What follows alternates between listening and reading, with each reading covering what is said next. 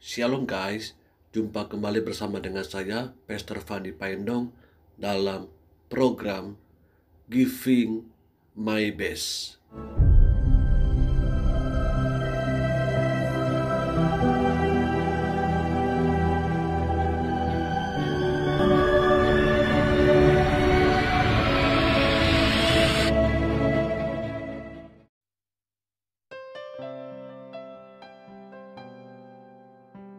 Shalom guys, senang bisa berjumpa kembali dalam program Giving My Best bersama dengan saya, Pastor Fandi Paendong.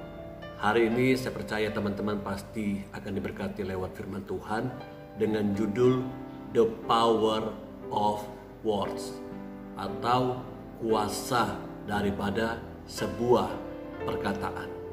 Mari sebelum kita menikmati dan diberkati lewat firman Tuhan, saya mengajak kita bersama-sama berdoa. Bapa kami yang baik, dalam nama Tuhan Yesus Kristus, kami mengucap syukur hari ini kami diberikan kembali nafas ilahi, kesempatan untuk kembali menikmati anugerah Tuhan. Kami mau belajar firman Tuhan hari ini, berfirmanlah bagi kami dalam nama Tuhan Yesus Kristus. Haleluya. Amin.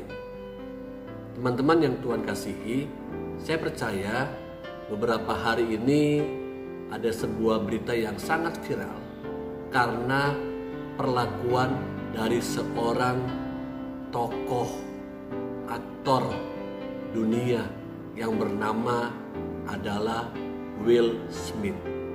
Ada apa dengan Will Smith? Kita tahu bahwa Will Smith menampar Chris Rock, seorang komedian yang pada waktu itu sedang tampil dalam sebuah ajang bergengsi di Amerika Serikat. Chris Rock dalam penampilannya memang saat itu sedang mengeluarkan sebuah candaan komedian, dan ini menyinggung daripada penampilan Jade Pinkett dengan film G.I. Jane.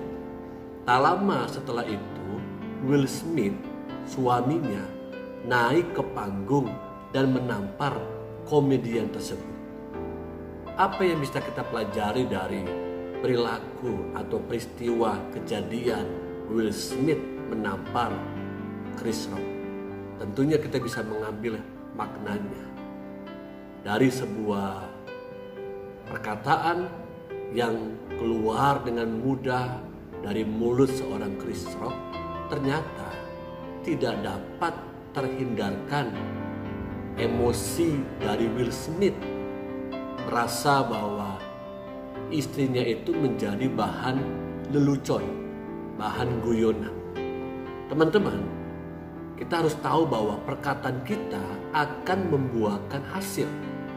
Perkataan baik akan menghasilkan buah yang baik. Perkataan yang tidak baik akan menghasilkan buah yang buruk. Apakah sebagai orang muda, saya dan teman-teman bisa sungguh-sungguh mengontrol perkataan kita, menguasai perkataan kita? Baik dimanapun kita berada, kita harus tahu bahwa perkataan kita ini akan lambat laun menghasilkan buah.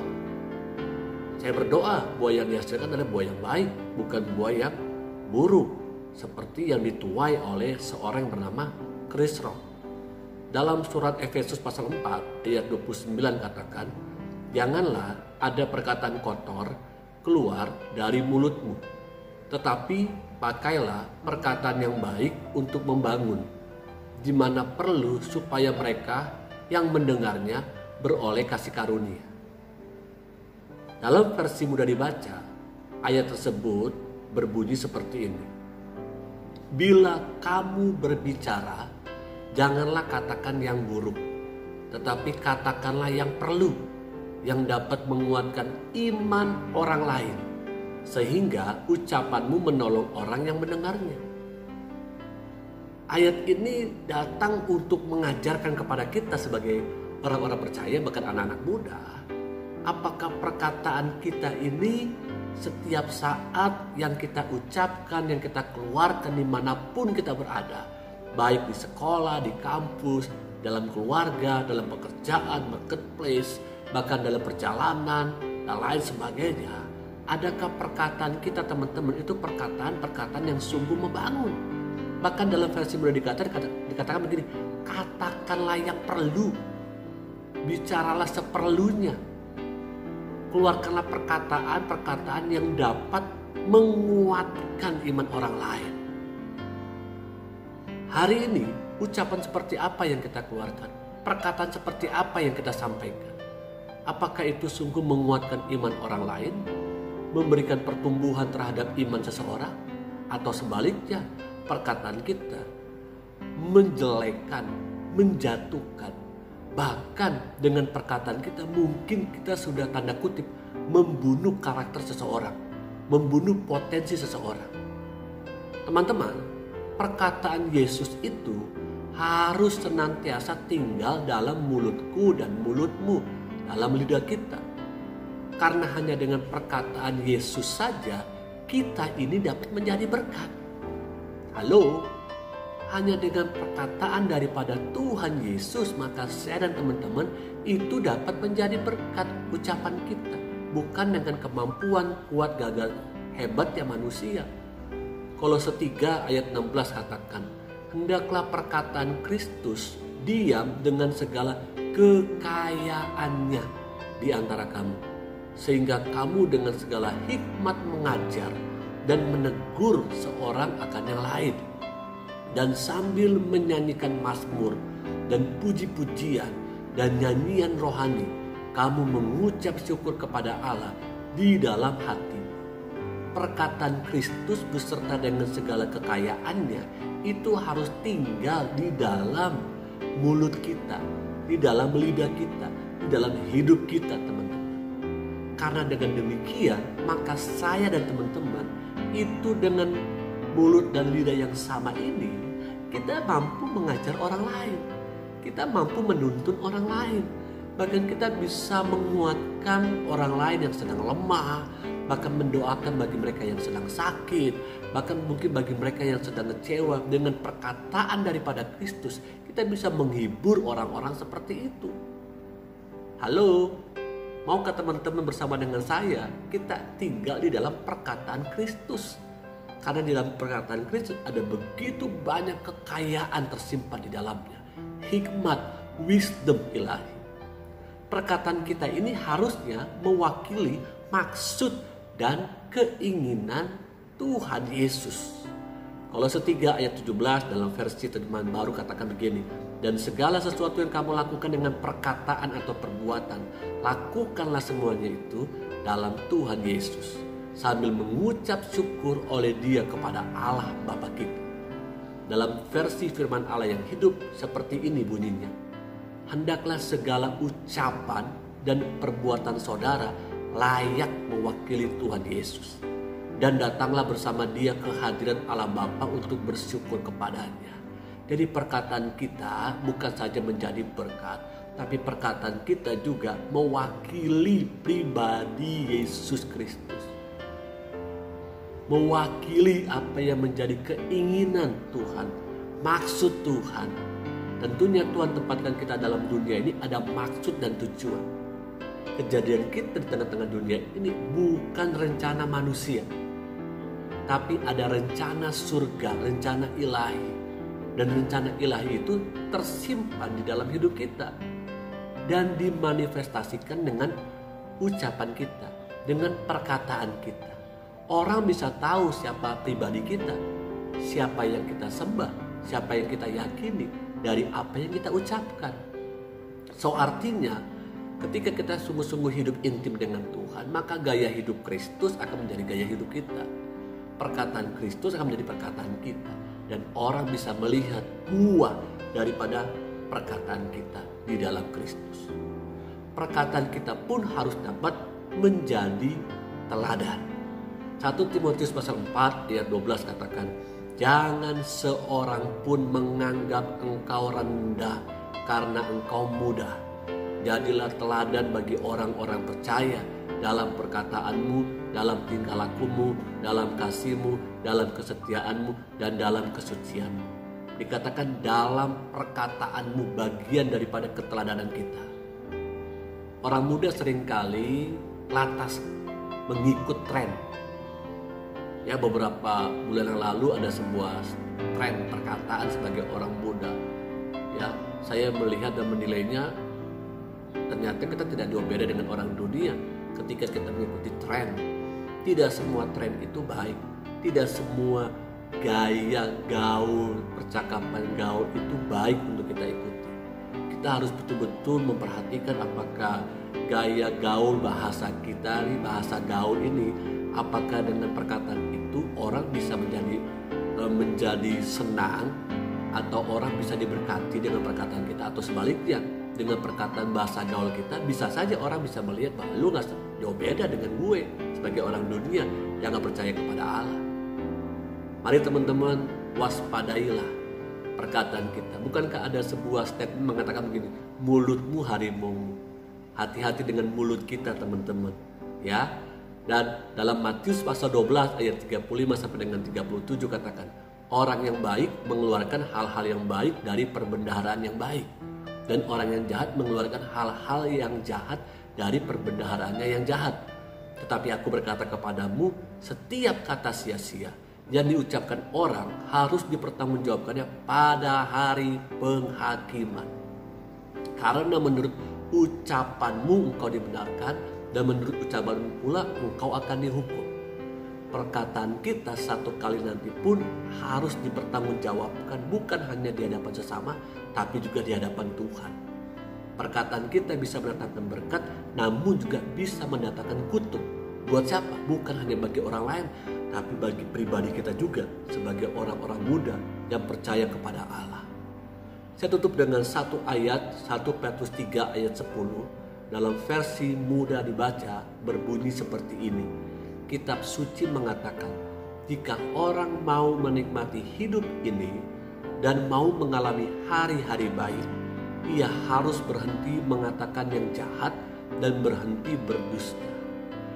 Jika saya dan teman-teman ingin menikmati hari depan yang lebih baik, masa depan yang lebih baik, maka saya dan teman-teman harus memperhatikan saat ini juga ucapan apa yang kita katakan, perkataan apa yang kita keluarkan dari mulut lidah kita. Itu akan menentukan hari-hari baik kita atau masa depan kita.